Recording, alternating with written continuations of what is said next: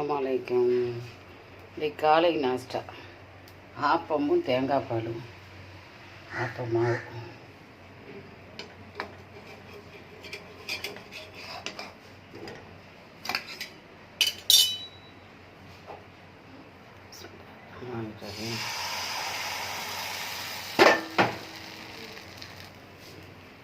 ஒரு அப்பம் சுட்டுட்டேன், அழகாக தான் வந்துக்கிறேன்.